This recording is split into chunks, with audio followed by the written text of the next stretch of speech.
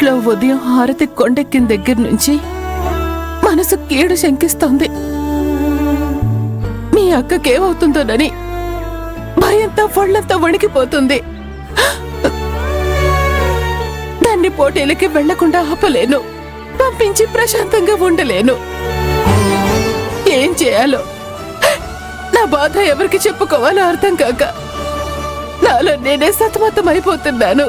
రావులమ్మా, తల్లిగా నువ్వెంత తల్లడిల్లిపోతున్నావో, జరిగినంతా తలుచుకుని ఎంత భయపడిపోతున్నావో నేను అర్థం చేసుకోగలను.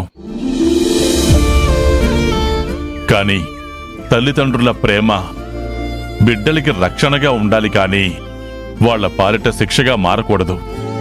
అందుకే మొండి ధైర్యంతో, నా కూతురు మీద నమ్మకంతో ఈ పోటీలకి పంపించాను. హారతి కొండెక్కిందని కూతుర్ని ఇంట్లోనే కట్టిపాడేస్తే ఆశయాలనే మహాపర్వతాన్ని ఎక్కలేక అసమర్థురాలిగా మిగిలిపోతుంది. అయినా కొండెక్కిన హారతిని నమ్ముతున్నావు, కానీ కుస్తీ పోటీల్లో కొండని పిండి చేయగల కూతుర్ని నమ్మలేవా రాములమ్మ?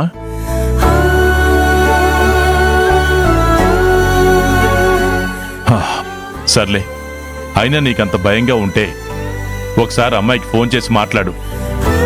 నీ భయాలన్నీ పటాపంచలైపోతాయి. మాట్లాడు రాములమ్మా.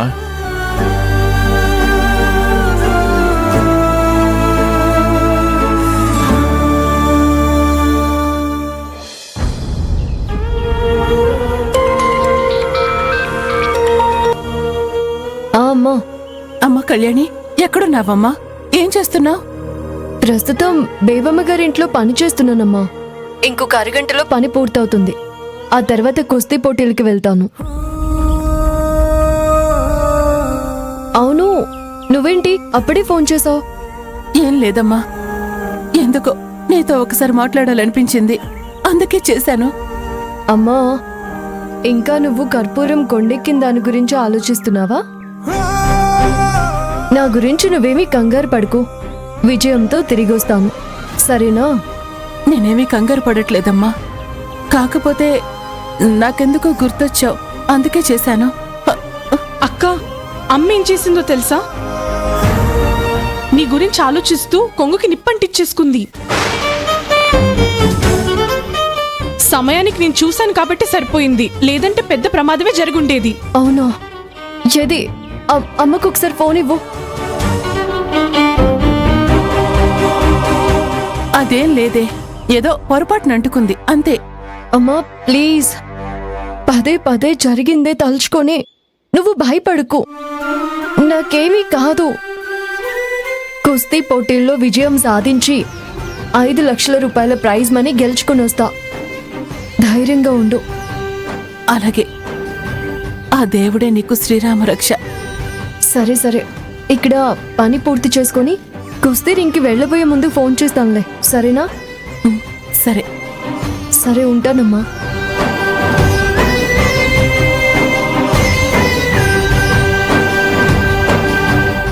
కళ్యాణితో మాట్లాడాక ఇప్పుడు నీ మనసు కుదుటపడిందా?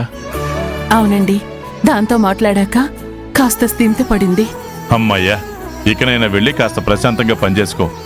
సరే. అదృష్టం కొద్దీ కళ్యాణి తప్పించుకుంది, లేదంటే ఈ పాటికి గోధుమ పిండి కలిపి చేతుల నిండా గాయాలు చేసుకునేది.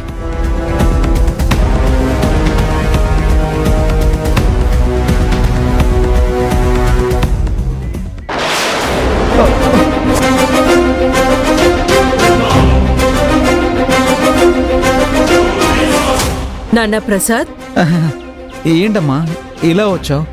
ఆ మాట నేనడగాలి, నువ్వేంటి కిచెన్లోకి వచ్చావు? అది బాగా ఆకలేసిందమ్మా, తినడానికి ఏమైనా ఉన్నాయేమో అని ఇలా వచ్చాను.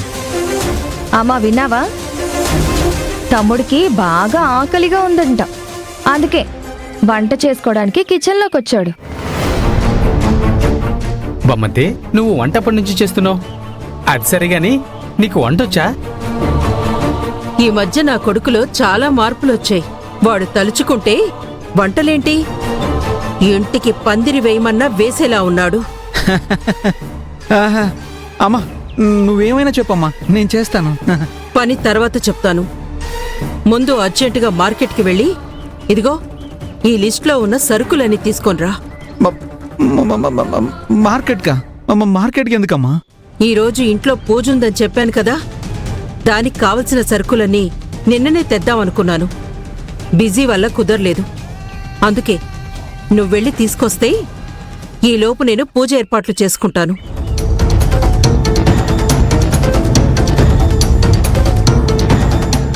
అంటే నేను ఇప్పుడే వెళ్ళాలమ్మా?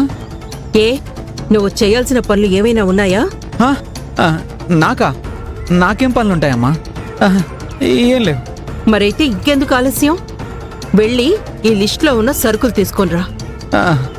అలాగే అమ్మా.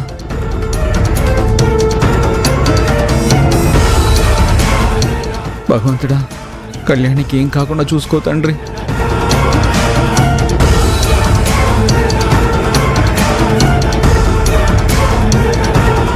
చూసావమ్మా, సరుకులు తీసుకురారా అంటే వాడు మాటకు 10 సార్లు ఆ గోధుమ పిండి వైపే చూస్తున్నాడు. చూస్తాడు. వాడికి ఈ మధ్య మనకంటే ఆ కళ్యాణి ఎక్కువైపోయింది. అందుకే దాన్ని కాపాడడం కోసం తెగ తాపత్రయపడుతున్నాడు. అందుకే సరుకులు తెచ్చే వంకతో మార్కెట్కి పంపించాను. ఇప్పుడు ఆ కళ్యాణిని ఎలా కాపాడుతాడో నేను చూస్తాను.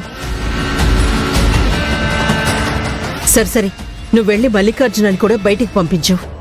అలాగే, ఇప్పుడే వెళ్తాను. పదండి.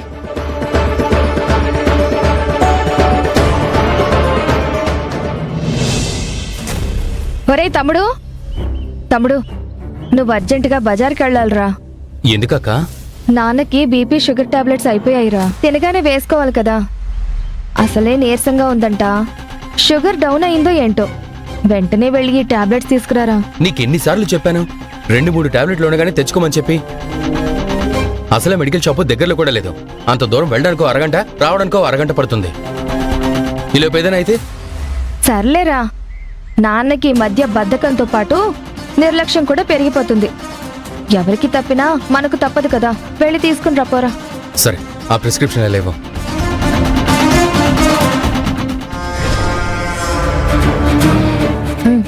మా ఇద్దరు తమ్ముళ్ళు బయటికి వెళ్ళిపోయారు. ఇక కళ్యాణిని ఆ దేవుడు కూడా కాపాడలేడు.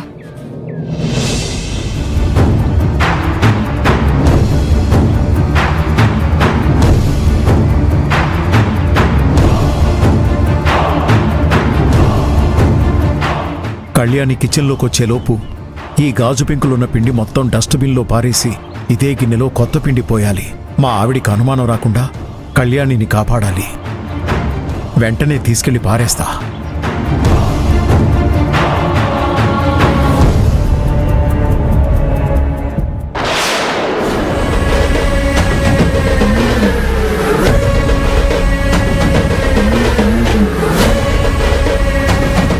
గోధుమ పిండి గిన్నె ఇక్కడే పెట్టాను కదా.